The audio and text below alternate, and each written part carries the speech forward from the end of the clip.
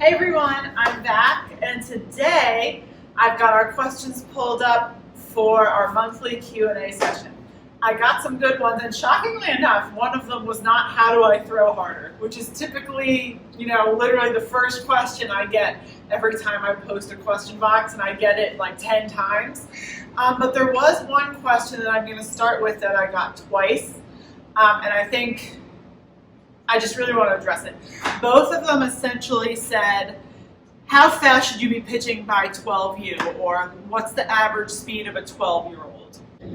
I think, especially these days, we are so wrapped up in speed when it really doesn't matter as much as people think it does. Especially, I really don't like to say that you should be pitching this fast by this age, otherwise you're some type of failure. Everyone has a different body. Everyone has different abilities when we start out. So for example, maybe one girl has really good whip, but she is having a hard time pushing off the rubber, whereas another girl is the opposite and she can push off the rubber very well, but she's very stiff in her arm. There are so many different factors that go into speed, and when it comes down, at the end of the day, speed comes from being explosive off the rubber, being really loose, and just having overall really solid and strong mechanics. And everyone at every different age, whether it's 10U, 12U, 14U, 16U, 18U, has different body types, different struggles with mechanics. I've seen that post going all over social media saying like, average for this age, this many miles per hour, average for this age, this many miles per hour, and it's like, this is common and this is rare. It's that post is nonsense. And I think it's terrible when we try to tell, especially a young pitcher, that they should be throwing a certain speed at a certain age. Because first of all, like I said, everybody's different. Everyone's going to get speed at different times. Maybe they will, start out with really good speed. Maybe they'll get speed later when the mechanics get better and they get bigger and stronger. Also, especially these days when batters are so good, speed is not the most important thing. Changes in speed, movement, spin, that's what's going to make you an effective pitcher. That's what's going to help you keep the batters off balance. So, I've worked with dozens and dozens of 12U and 12-year-old students. Some throw, 15 in the low 50s. Some throw in the high 40s. I've had a couple who have touched 60 or 61, depending on, how big they are, how explosive they are off the rubber, how long they've been pitching. You just can't say that there is one speed that you should be throwing at by a certain age. Because like I said, everybody's different, and they're going to get speed when the mechanics come, when the explosiveness and the looseness come. Everyone learns at different paces, and that's okay. It's not that like, oh, if you're not throwing 60 miles an hour by 12, you're not going to make it as a softball player. None of that, okay? So we need to start focusing on mechanics, spin, changes in speed, and I promise that the speed will come regardless of what age you are. The next question is, can you go over some screwball tips? Okay, when we stand for a fastball, for example, our back foot is on the power line, front foot is slightly to the left of the power line to allow a nice clear path for our arm to get through. For a screwball, we take a slightly wider step so that we make a nice path for our screwball throw zone. A good tip, so the screwball is a very wristy pitch. You want to spin away and underneath the ball to get that good inside break. A good tip that I like to give my students is to make sure that, and I know that everyone teaches the screwball differently, but this is something that I've found works for my students, to make sure that they're getting to the end of their throw zone before they spin away. So something that I commonly see with screwballs is one of two things.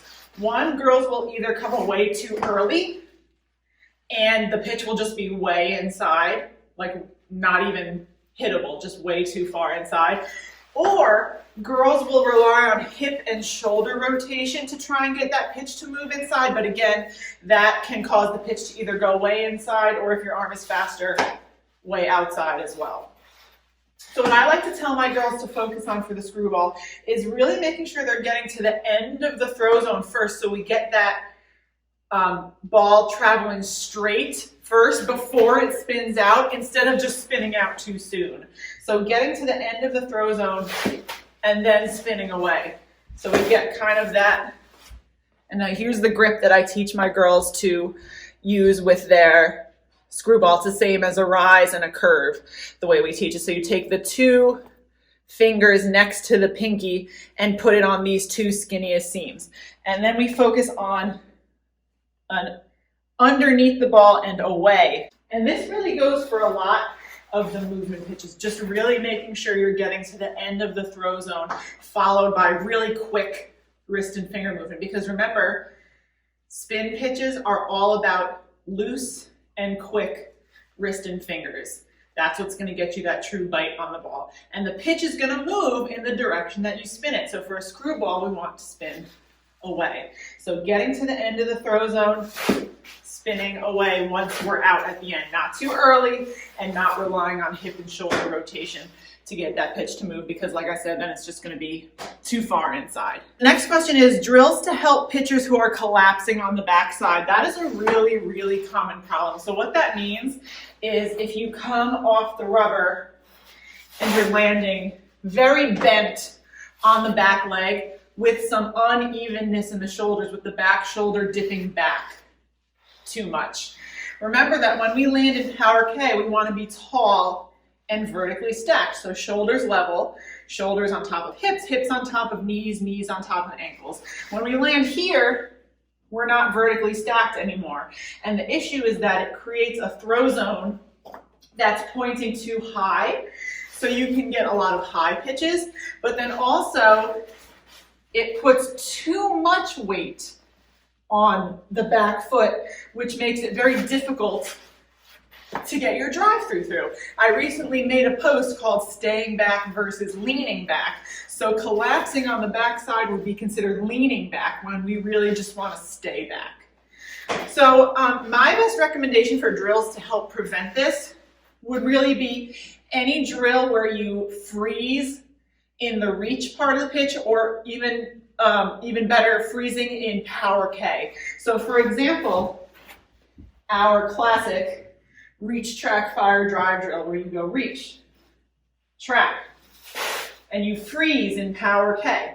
This is a really good time for your pitcher to focus on landing with the back leg taller and the upper body nice and tall without collapsing. So if she does reach, track, fire, drive the first couple times and she's landing like this, a good cue to tell her would be to push up tall on that back leg and get her feeling the difference between staying back and leaning back.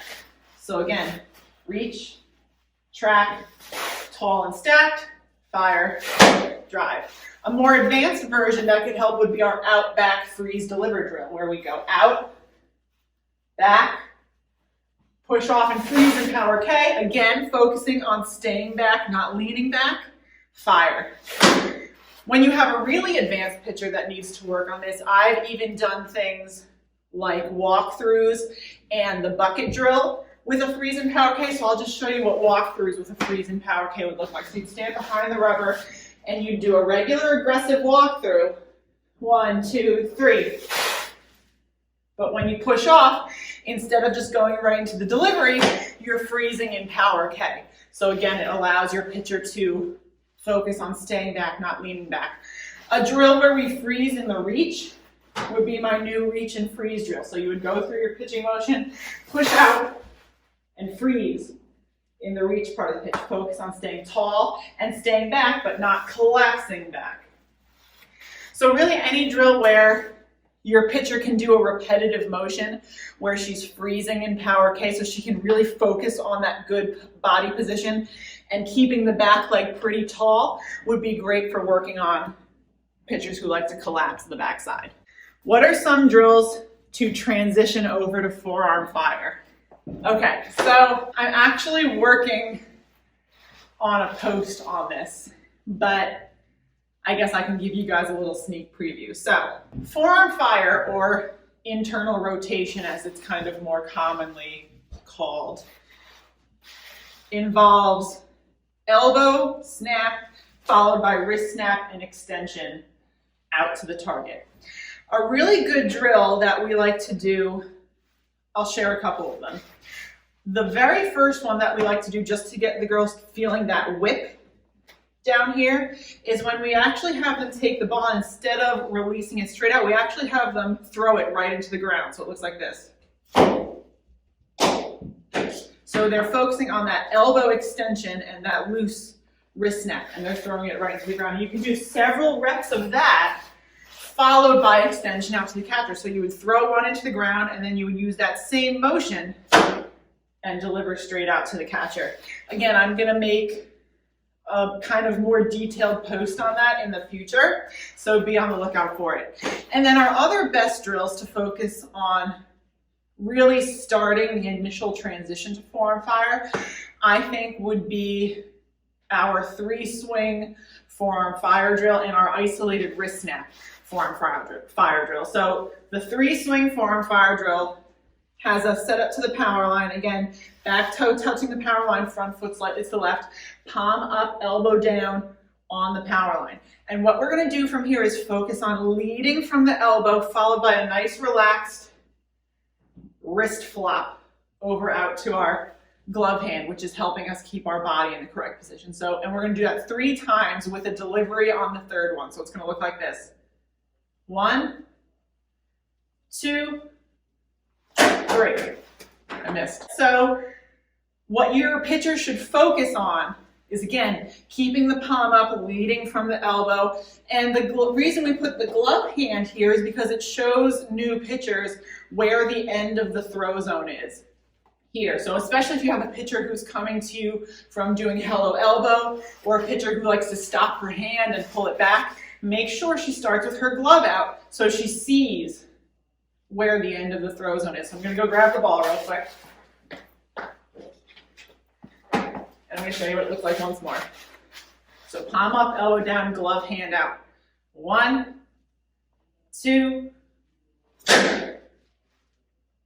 The next one that you can do if you have a pitcher who kind of understands where the end of the throw zone is, but she's not really getting that good wrist snap, is the isolated wrist snap drill. So you would set up the same way, and you would still lead from the elbow, but right at the front hip, you would do a quick wrist snap. And again, look at the position of my wrist here. It's forward and up. A lot of girls, you know, naturally want to do this, but then we're kind of throwing the ball sideways instead of snapping it forward and getting that 4-seam rotation. So what this drill would look like is 1, 2, snap and deliver. Making sure we're doing that same exact wrist snap on the third one where we deliver. So those 3 drills can kind of be really great to start transitioning a new pitcher or someone who's coming to you doing different mechanics to forearm fire or internal rotation. How can you work on really opening your hips? Okay, this is a really good question, and I want to kind of clarify it a little. So when we get into power K position and we're ready to deliver, it's so important that we have the hips open. However, I'm seeing more and more lately girls opening too soon, which creates a lot of problems with arm path, arm getting behind the body, and that can affect the pitch big time. So it's really important to understand that the reach part of the pitch, where we're facing the catcher and we're not open, happens first. And it's not until we get to power K that we're really getting open.